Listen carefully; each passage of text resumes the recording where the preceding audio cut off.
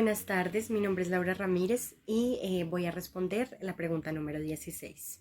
Es importante mencionar que cuando hablamos de este tema de intereses no hay un acercamiento profundo por parte del ordenamiento jurídico colombiano en cuanto a el concepto de intereses. Más sin embargo, en el artículo 68 de la Ley 45 de 1990 podemos encontrar que este artículo contempla una concepción de intereses ligada a que son los frutos civiles del dinero.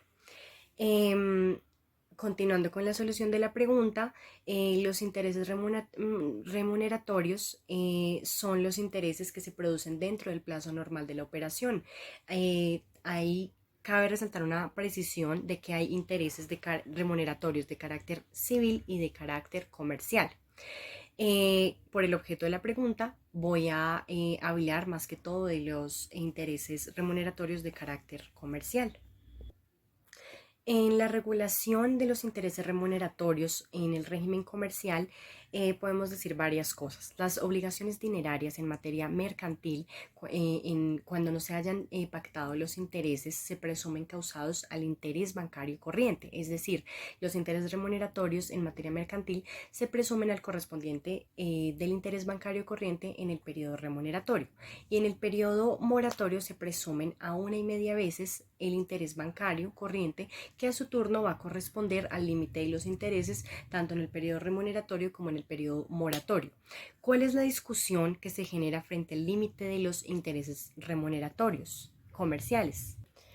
Que 1,5 veces el interés bancario corriente, o lo que es lo mismo que el interés bancario corriente aumentado a la mitad, constituirá el límite para el pacto de los intereses tanto civiles como comerciales, tanto remuneratorios como moratorios.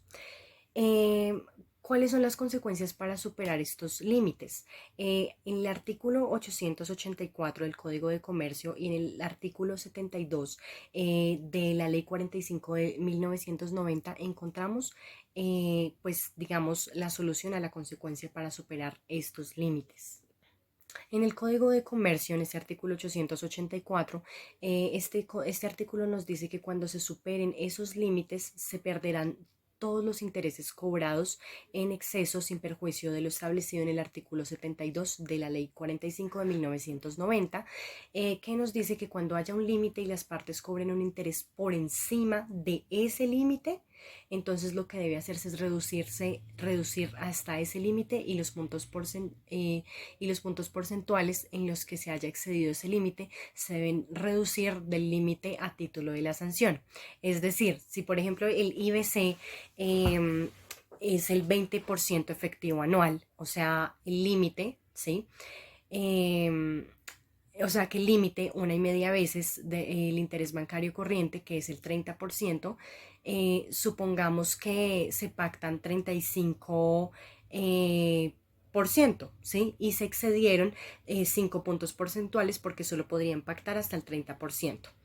Entonces, lo que dice, por ejemplo, el artículo 72 de la Ley 45 de 1990 es que se deben quitar los 5 puntos porcentuales a los 35%. Al 35%, quedaría en 30%, y se restan otros 5 puntos porcentuales, que harían 25%, por la sanción de sobrepasar ese límite.